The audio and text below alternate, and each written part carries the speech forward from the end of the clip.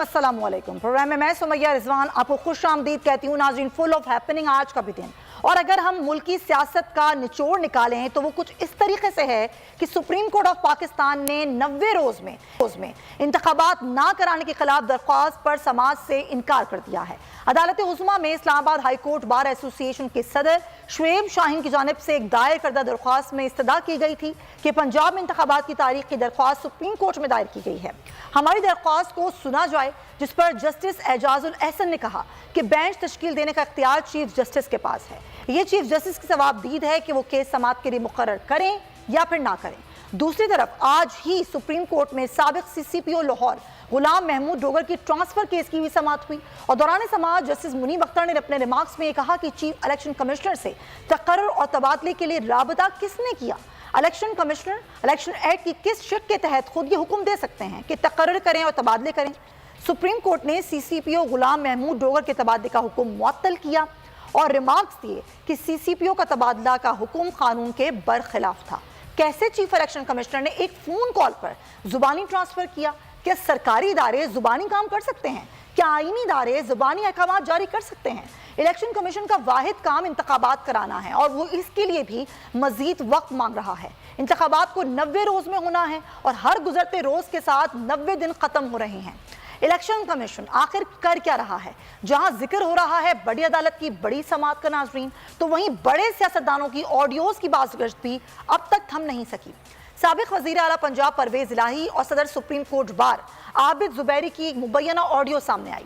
वज़ीर दाखिला राना सना ने मुबैना ऑडियो लीक जारी करते हुए FIA को मामले की तहकीकात का हुक्म दिया है, और मुबैना ऑडियो लीक पर रद्द-ए-अमल देते हुए आबिद जुबैरी ने कहा कि ऑडियो मेरी साख और आज़ादी अदलिया पर हमला है। अदलिया पर हमले करने वाले मुल्क का नुकसान कर रहे हैं, और खान भट्टी केस के लिए वकील के साथ गुफ्तगू को टेप करके गलत रंग दिया गया। तो यहाँ से मुल्की सियासत के हटकर अगर हम बात मजीद करें, क्योंकि ना ही सियासी इस्तेहकाम है ना ही मुआशी इस्तेहकाम है, और ये मईशत और ये बढ़ती हुई महंगाई, तो मुस्लिम लीग नून की चीफ ऑर्गेनाइजर मरियम नवाज का अनोखा बयान हमने देखा।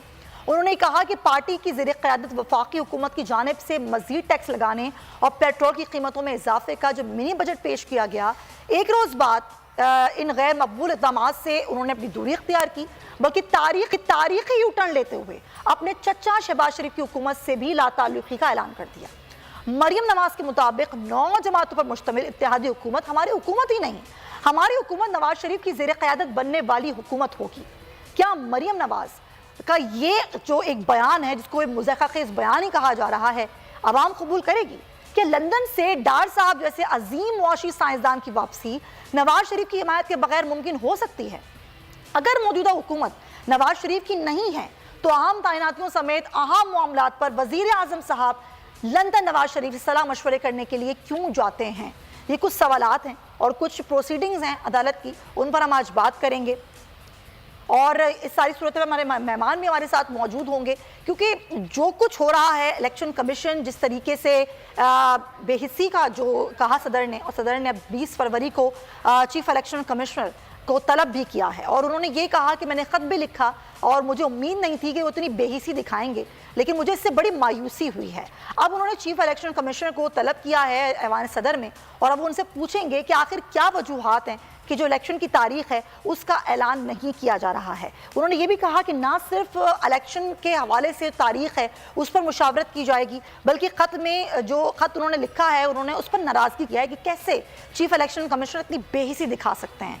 और उन्होंने ये भी कहा है कि मुझे बेचैनी से इस बात का इंतज़ार था कि चीफ इलेक्शन कमिश्नर